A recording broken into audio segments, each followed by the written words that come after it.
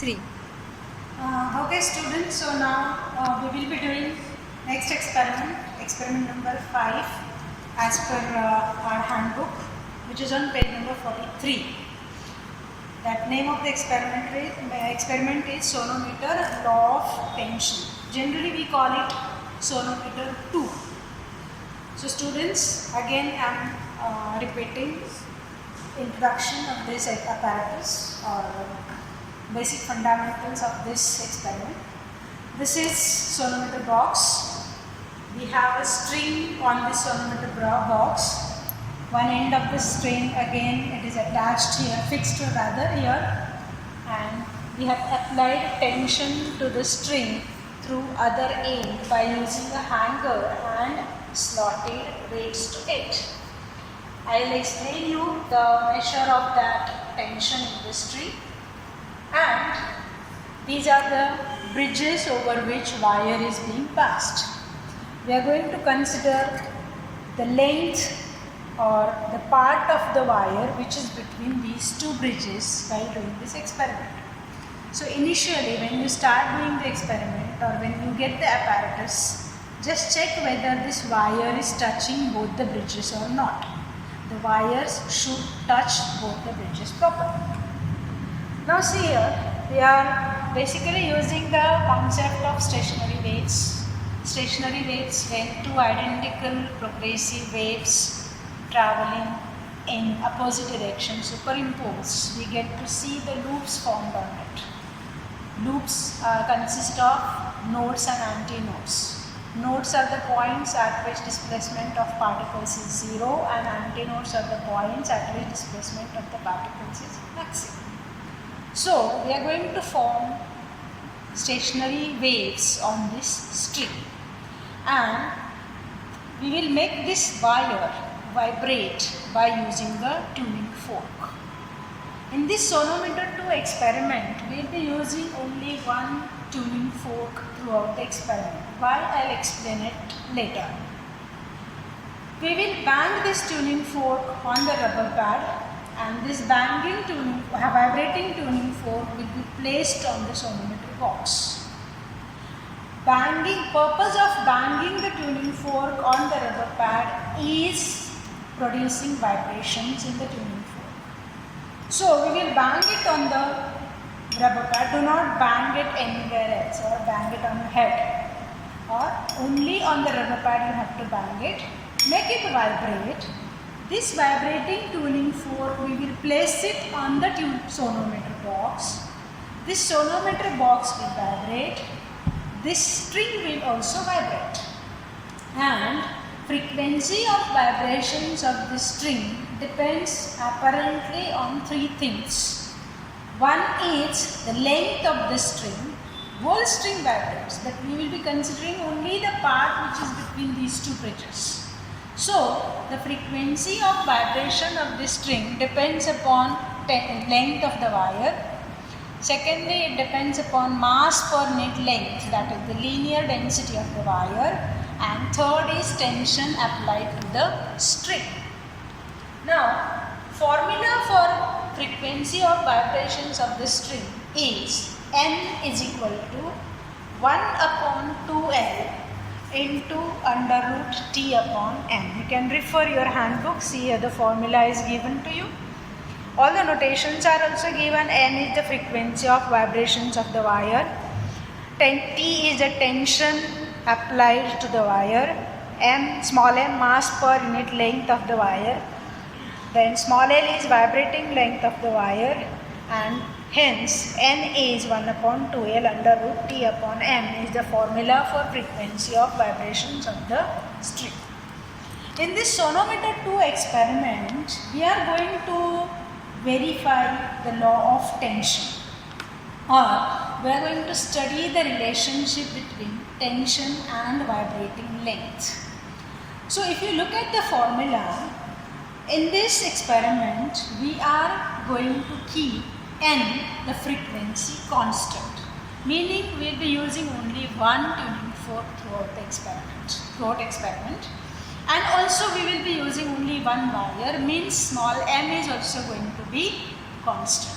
So frequency and M, linear density, if these two things are constant, relationship will be under root T upon L or T upon L square is going to be constant. That is law of tension.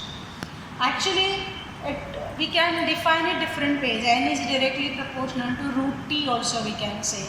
But here, it is not viable to change the tensions in fractional weights and all that. So we verify the relationship between T and L square. We see the relationship between T and L square.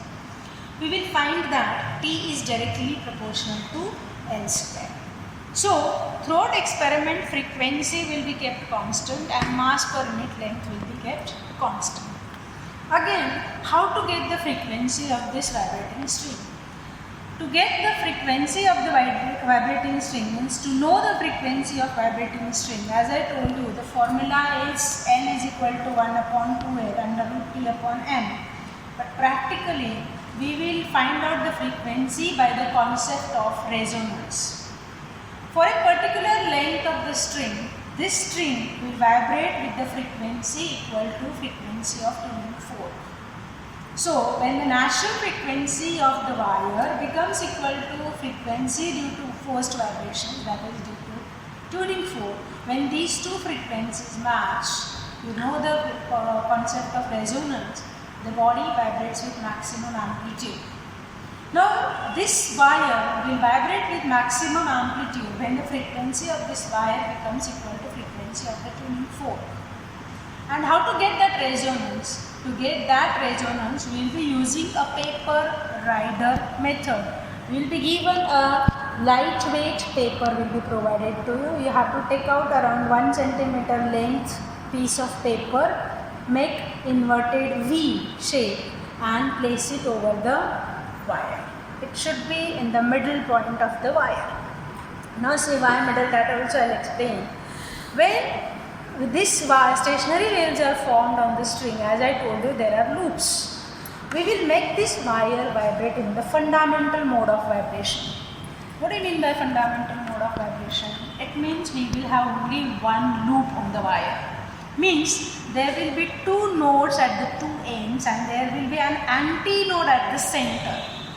And whenever this wire vibrates in resonance, in unison with the tuning fork, means in resonance, if it vibrates with maximum amplitude, the rider will fall down. So basically we have to make the rider fall down by resonance, underline it, by resonance, whether by blowing it or not by throwing it. We have to make it fall down by resonance. For a particular length, this rider will fall down by resonance and we will note down that length. So here in this experiment, as I said, we are going to verify the tension and note down the corresponding length. So let us start doing it. Again, I will tell you about this tuning fork. This only one tuning fork will be given to you. This will be covered like this, because I'll be explaining second part of the experiment. We are also going to find out unknown frequency of the tuning fork by using this experiment.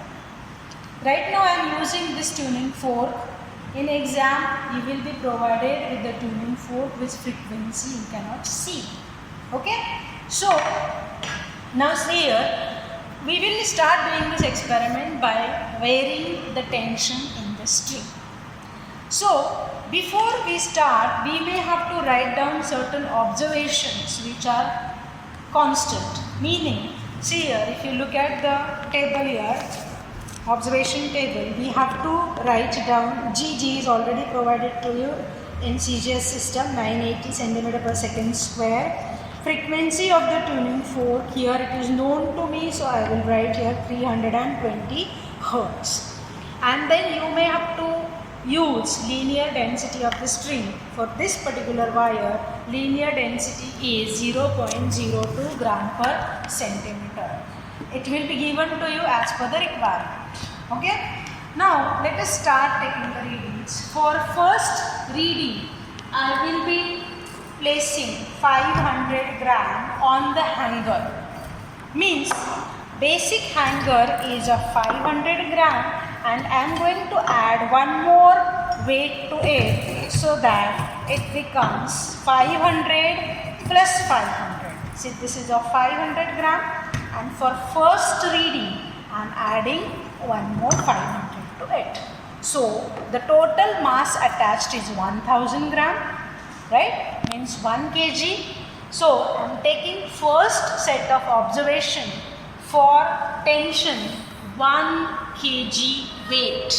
Tension is measured in kg weight or Newton. So now the tension in the string is 1 kg weight or 1000 gram weight. If you look at your observation table, we'll have to write it in dyne. See here, there one more observation is to be added here. Mass of the hanger. Mass of the hanger is 500. Mass attached to the wire including hanger will be 1000. For first reading it will be 1000, and hence tension will be 1000 into 980 dyne. You will have to write down tension here. So for first reading, when tension is 1000 dyne, we are going to find out vibrating length of the string. Again, start with minimum length and this frequency, minimum tension, minimum length. You have to make this tuning fork vibrate, bang it on the rubber pad, and this vibrating fork you have to place it on the sonometer box. You can place it here, you can place it here, you can place it here also. Okay. Now, when this vibrating fork is on the table, at that time only let us change the length. Otherwise, you know what happens is, we place it like this, and if it doesn't fall, then we bring it down and then we change the length. At times it goes beyond the vibrating length. So better we change the length when the vibrating fork is on the table itself. So it becomes faster and easier also. So let us bang it here.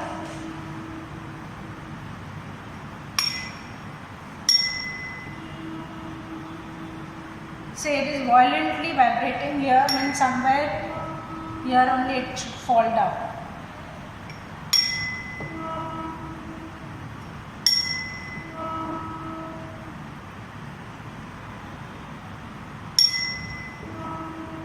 Is it by resonance? Let us confirm it.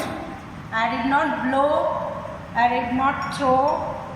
I hope it is by resonance.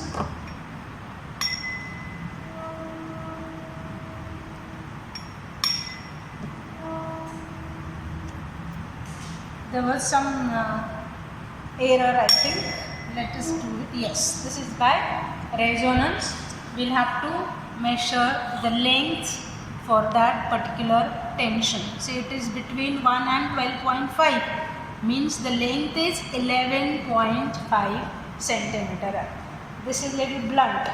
I am not confident about this scale because यहाँ पर देखो ये थोड़ा सा cut हुआ है, तो मैं यहाँ 1 से start कर रही हूँ. And 1 to 12. Okay, let me check it proper. 12.4 it is. So the actual length is 11.4. So for first tension I got length as 11.4.